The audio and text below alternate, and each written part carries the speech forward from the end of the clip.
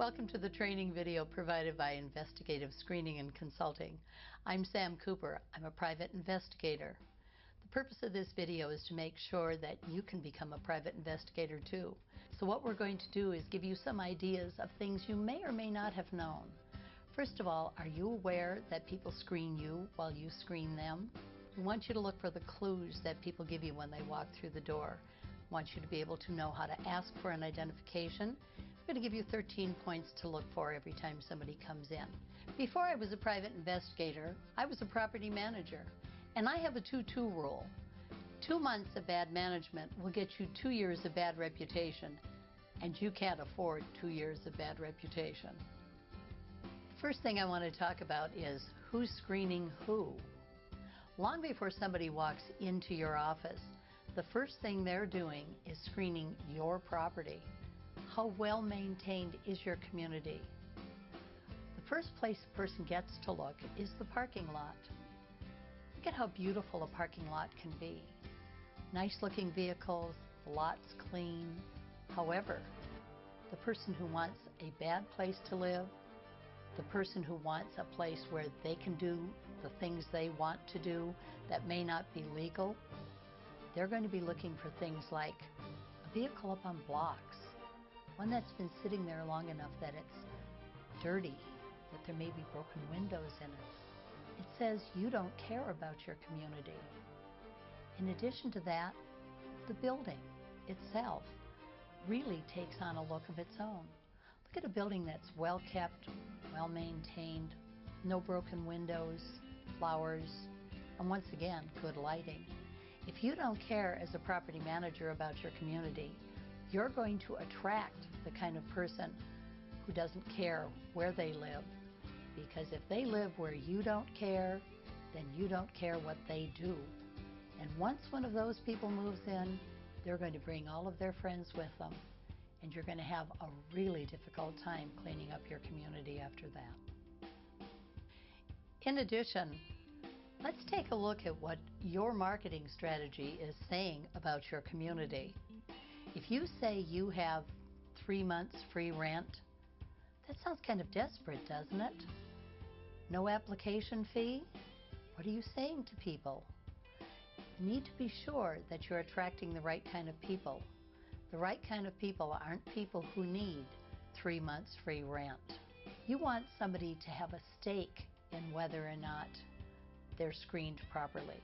The person who walks through your door knows if they've got a criminal record. They know if they've got an eviction history. They don't know their credit score, and that should be the only unknown. So remember, when you do your marketing, make certain you understand who you're trying to attract. So now let's have some fun. Let's turn you into a private investigator. You know you've been doing that for years. So now let's kind of solidify some of the ideas that have been floating around that you've been thinking, maybe I know this and maybe I don't. First of all, the number one highest priority on my list is the person who shows up at 5 o'clock in the afternoon on a Friday as you're locking up. And they're driving in a rental truck. You know what I'm talking about? And they have to move in right now.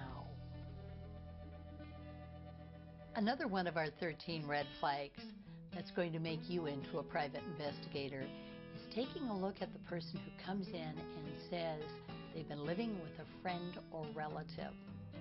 Friend or relative? Think about this. If they're 18 years old, probably. But what if they're 40, 35, 50? Are you going to call mommy and ask if he keeps his bedroom clean? We've got an idea to help you be a private investigator. Our idea is, go ahead and ask for a copy of the utility bill where they're currently living.